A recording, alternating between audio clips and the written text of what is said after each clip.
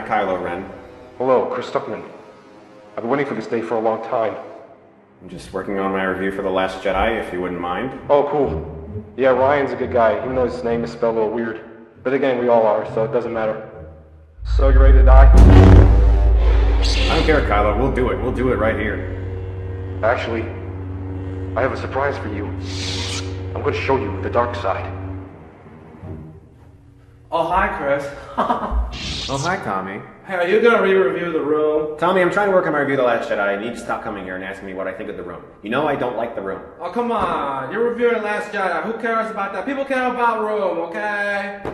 Okay, I like it. It's good. It's really good, and you made a great film. Okay, you don't want to review room. We're gonna play football now, okay? No, I don't want to play football with you, Tommy. There's a million other sports in the galaxy. Football is not the only sport that's out there. There Right. are other things. Have you ever heard of basketball or baseball?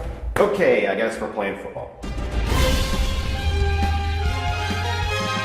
The Last Jedi is in theaters now, and this is going to be a spoiler-filled review. I'm going to be talking about all different types of plot details. If you didn't see it in the title, please be aware. We're going to get into spoilers here.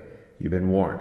Thank you so much to my good friend Matthew Brando for portraying Kylo Ren / Tommy Wiseau in that opening skit, Aaron J. Morton for the incredible music, and Kevin Ayat for helping me with the CGI lightsaber effects. You guys are all the MVPs, and I thank you so much.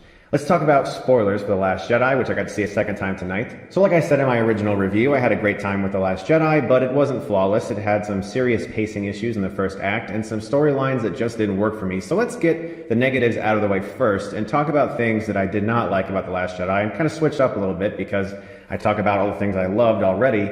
And I couldn't really get too deep into my negatives because I didn't want to provide any spoilers. There's a fairly solid argument to be made about how much merit a spoiler-free Star Wars review really has anymore because you have to try so hard to not ruin anything for people, which is very necessary, I think. But sometimes the review itself can suffer as a result. You're basically attempting to traverse an entire review without ruining anything for anybody, and it can be difficult with big movies like this. So let's talk about the Canto Bight sequence of The Last Jedi, because this entire bit should not be in this movie. I said it in my original review, the storyline with Finn and Rose, they go to a place. I didn't want to talk too much about it, but it's sort of this casino world. Like, it just felt like Earth. There were some exotic creatures that were there and some kind of Star Wars-y imagery, but for the most part, it just felt like a casino with a lot of interesting-looking folk. And it was like the film halts and becomes this sort of slapstick comedy inside this place. And they have to all of a sudden free these animals, and then there's a message about animal cruelty that's kind of thrown in there. And this entire sequence just doesn't work.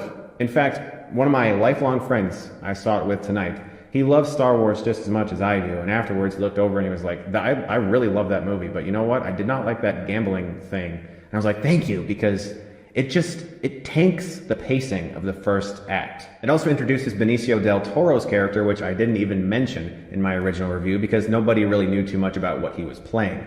He plays sort of a Mac from Kingdom of the Crystal Skull-like character. This guy who betrays people, and sometimes he's on their side, and sometimes he betrays them. It didn't work in Kingdom of the Crystal Skull. Most things didn't work in that movie. And it doesn't really work here. Del Toro's a great actor, and he does a lot with this character to make him feel unique, and he's a likable presence, but the character just does nothing in this movie. He helps them get there, he's this code breaker they need, but he doesn't really add much of any weight to the story. It's almost like the entire film takes a detour to find this guy, for him to eventually just betray them. In my review, when I said there were sequences that reminded me of the Phantom Menace documentary with Lucas agonizing over the fact that he has included story elements that he can't remove because they're all interconnected, this entire Canto Bight sequence feels like that to me. At least if I was the guy who made this film, I would be sitting there thinking, man, this really shouldn't be here, but we can't take it out because it connects to everything else. It's gotta be there. And for the rest of the runtime, you're sort of left wondering what really was the point of that until the final shot of the film when you see this young boy that Rose gave the Rebel Alliance ring to use the Force to get his broom and start sweeping. And then he looks up to the stars. So there's multiple reasons that this could happen. This could be just the message that hope is always going to be there. There's always going to be Force-sensitive people.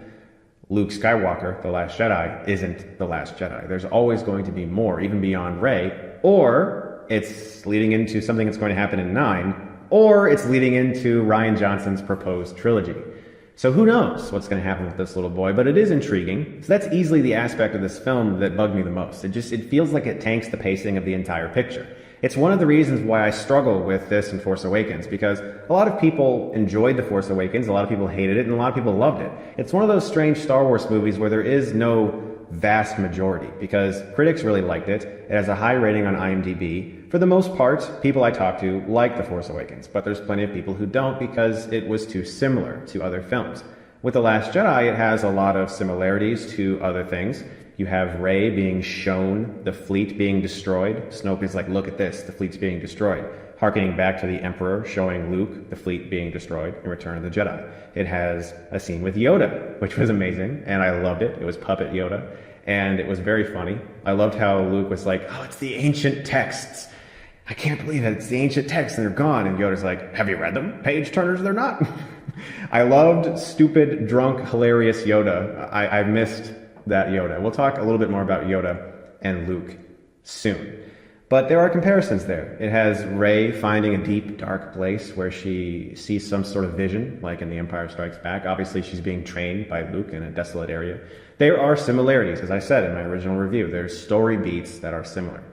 But it's tough to ask the 8th film in a franchise to be entirely new. This is definitely a film that has a fresh voice. It's a film that has sequences that we've never seen in a Star Wars film. Excellent direction of lightsaber scenes, for instance. One of my favorites in the entire saga is now this incredible action scene with the Praetorian Guards after Kylo Ren murders Snoke, which I found immensely satisfying. Because Snoke, to me, was one of the weaker elements of The Force Awakens. And here, he's an evil old guy. And in some ways, all of these Snoke theories have basically been proven false because he's kind of a giant red herring, unless they do something with him in 9 or about his backstory, because in reality, he was just sort of a placeholder for Kylo to take hold of the First Order, which I loved, because Adam Driver as Kylo Ren is one of my favorite villains of recent years. His performance is magnetic. This is a fabulous actor, and he gives such a damaged and conflicted portrayal of this character that every time he's on screen, I am just drawn to him. And it's not just the beautiful direction and the fast-paced action of this lightsaber battle that made me enjoy it so much. It's the fact that thematically something is going on, because you see Kylo kill Snoke, and then you're thinking to yourself, is he going to side with Rey? Are they going to become a team? And there's stuff going on in this battle more than just slicing and dicing. And so you feel kind of more invested in it as a result. And afterwards, you realize that Kylo is hoping to side with Rey and start their own empire. And Rey obviously has different thoughts on this. And so they're still at odds. But they're both working towards each other, trying to get inside each other's heads. Let's talk about the Force in The Last Jedi, because they play with things that they've never really gone into in a Star Wars film before, and I am positive that it will anger Star Wars fans, because there are specific things that happen, like, for instance, the Force connection that Kylo and Rey have, where suddenly they're within each other's environments, and they can feel each other and see each other. And in one case, Kylo actually brings back something from where Rey was. In the rain, he wipes his head, and there's rainwater there on his glove. And that's the first hint that it's possible to physically transfer matter through the Force plane. Now, some people aren't going to like this, and they're going to call bullshit on it, because especially at the end, when Luke shows up and fights Kylo Ren, and you realize that he is projecting his image, and he has given Leia that piece of jewelry, those beads that were from the Millennium Falcon, and he has also changed his appearance. His hair is like it used to be, it's shorter, and his hair is darker. He has made himself look younger. He's projecting himself the way Kylo perhaps remembers him, and perhaps the way Leia last saw him. So that's kind of interesting. Why did he do that? Was it to soften the blow of Leia seeing how old and disheveled he is? Was he doing that specifically for her? I think maybe he was. I don't know. I thought it was kind of sweet. Let's talk a little bit about that sequence, because on second viewing, I noticed something pretty awesome that is really good direction. Luke never leaves the red marks underneath the salt. I looked on his feet every single time he moved or slid around. He never leaves, those skid marks of red. Kylo does every single time. That's a really great little thing that Rian Johnson put into this film, and it holds up on second viewing. There's no cheating there. But I think people are really going to be bugged by this because they've never seen the Force used that way. And I'll admit, the first time I saw it, I was a little taken aback. I was kind of like, okay, is this going to be a thing? Like, can Jedi do this? I am perfectly fine with it. I cannot wait for 30 years from now when kids are watching this movie and they don't give a shit about what critics are saying in the year 2017. These kids don't care what I'm saying or what anybody else is saying or any of these complaints that people might have. They're just enjoying this movie and going, wow, Jedi can do that. Okay. Because, like, for us, when I was a kid and I watched Return of the Jedi on VHS, I never questioned things like that. I just accepted it because that was part of canon now. It was part of the world. And I like the fact that this movie has deepened the mythology of the Jedi. It has shown that there are other levels, other things that Jedi can do. I mean, imagine if in Dragon Ball Z, Goku became a Super Saiyan, and after that, that was just it. There's no more exploration. There's no more deepening of the Saiyan mythology. There's no more 2, 3, 4 Super Saiyan God. There should always be more to explore with these stories, especially with one as vast as Star Wars. And I am fine with the introduction of new things the Force can do. This isn't something that bugged me. This is a movie about people who can use this mystical power to lift rocks and stuff. I mean, they even joke about that in this movie. I like the idea that Luke basically uses everything he has left to do this one last-ditch effort, and then he gives himself up to the Force. Or does he? Does he die because of what he did? Is what he did so impossibly difficult that it kills him? Or did he choose to die in this moment and at peace gave himself up to the Force? I'm going to say at peace he gave himself up to the Force. He Obi-Wan did, so to speak. And I really thought that was really powerful, especially the wide of him looking at the suns, which harkens back to that shot, the beautiful shot in Tatooine and A New Hope. I thought this was a gorgeously directed movie. Let's talk a little bit about Luke Skywalker, because Mark Hamill has very openly said he disagreed with a lot of the choices in the script. For one, the second he takes that lightsaber, he throws it behind him over a cliff. Now, I can genuinely say that I did not expect that at all. There's a lot of things in this film that I didn't expect, and Luke's curmudgeon-y behavior is one of them. Let's talk a little bit about Luke and Yoda. In the prequels, Yoda is this wizardly sage person. He's this presence that's to be respected. People go to him for advice. He seems level-headed. When he loses everything and all of the Jedi are killed in Revenge of the Sith, he goes in hiding for quite some time and kind of becomes a little curmudgeon-y and silly.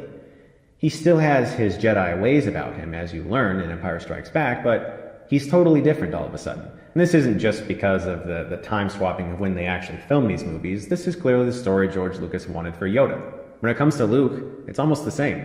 Luke was this character who wanted to learn about the Force and believed in it, and he felt hope. But after what happened with Kylo Ren, he said, I can't deal with this anymore. I feel responsible for this. He felt responsible for what he did to his sister and to Han. And he went into exile, just like Yoda, and became a different person, just like Yoda. And this film has a kind of thrilling argument that I've thought about for many years, for the fact that the Jedi don't always do everything so right. And Luke feels like maybe it's time for this to pass, because we suck. And I love that, because it's unexpected, which is something that a lot of fans have asked for in Star Wars. A lot of fans have asked for the unexpected, and this movie does have a lot of surprises and things that take the series in new, interesting directions. Let's talk a little bit about Leia. We finally, for the very first time, actually get to see her using the Force. She had a connection with Luke in The Empire Strikes Back, and she found him in Cloud City, but here she nearly dies and uses the Force to bring herself back to the ship. People are going to say she's flying. She's not flying. She's... Basically, I've said this for years, Jedi should be able to fly. If they can control things around them, why shouldn't they be able to control the pressure that basically would float them upwards? If they can float a rock, they should, in some way control the plane around them to allow them to float around a little bit. And obviously they can jump extremely high, so they should be able to float a little bit longer. So I honestly really liked this idea that Leia is slightly more powerful, perhaps more attuned to what she can do. And I gotta say, I have no idea what they're going to do in Episode 9, because at the end of this film, she's on the Millennium Falcon with Rey. I have no idea what they're going to do. I mean, they've said they won't resurrect her with CGI, which I'm very grateful for, but aside from the opening crawl literally saying, Princess Leia has died, hope is lost, all they can maybe do is have the knowledge that she's on a ship and the ship blows up or something. I have no idea what they're going to do. It's a very interesting situation, very unfortunate situation. There's one arc in this film that I thought was pretty unique, and that's Poe's arc. He's a hotshot. He's a flyboy. Laura Dern's character talks about this a lot. How many times in movies have we seen that one character who's running around trying to convince everyone they're doing it wrong, and he knows the best way to do it? You guys are doing it wrong. You guys are going to kill us all. You have to listen to me. And that character is always right. You're always on his or her side because they're that lone person that you side with and you know they're right. And they end up doing the right thing and everyone has to go, I'm so sorry. You were right all along. This movie has a very different way of going about this.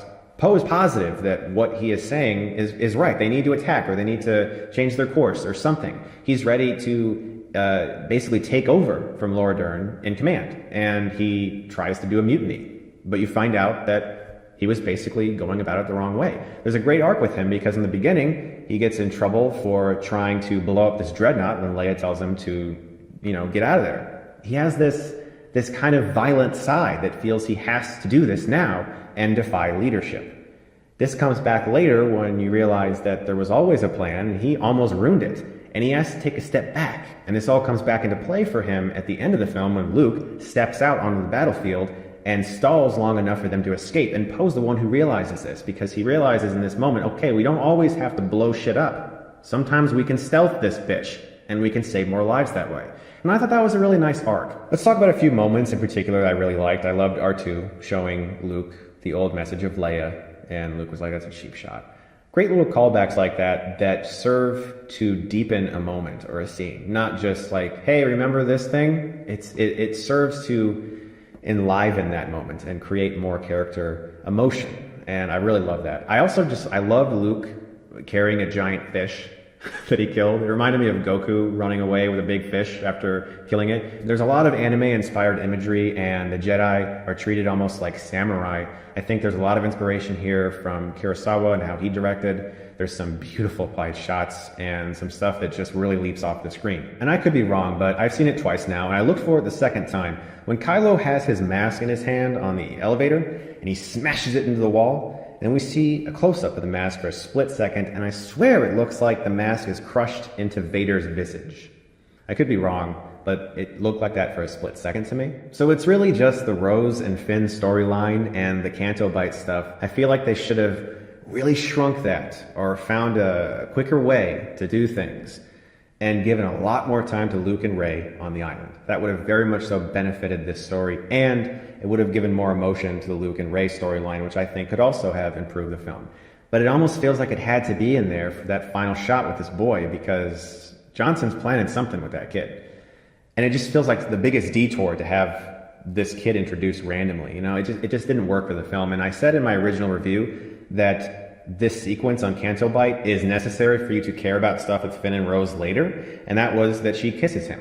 And I didn't give a shit. In fact, Finn is about to sacrifice himself, and I thought that moment was so powerful. Her rescuing him and then saying, like, this is how we win, by saving those we love or whatever, instead of fighting. I was like, that's cheesy. That's just cheesy to me. That doesn't, no.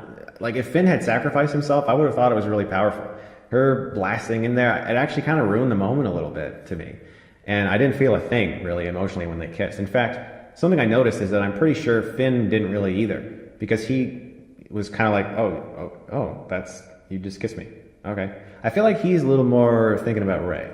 Because he wants to immediately, it's the first thing he says, I think that's what he says, is Rey when he wakes up in the pod. And as soon as he sees her, he wants to hug her and embrace her. And he's thinking about her. It's one of the first things he asks is, where's Rey? And I feel like Rose is thinking more about Finn than Finn is her. So there could be a bit of a love triangle thing going on in 9. I hope that's not too insufferable. It's just that Rose-Finn storyline that really tanks the pacing for me. And other than that, I think this is an extremely exciting and unexpected Star Wars movie with a great, unique, original vision and some of the best action of the entire saga. I had a really good time with this movie, and it's positioning characters in a very intriguing way. I love that Kylo's just the unhinged leader now. There's nobody holding him back. I can't wait to see what they do with him in 9. I like the dynamic that they're creating with Rey and Kylo. I think that's one of my favorite things so far in these two films.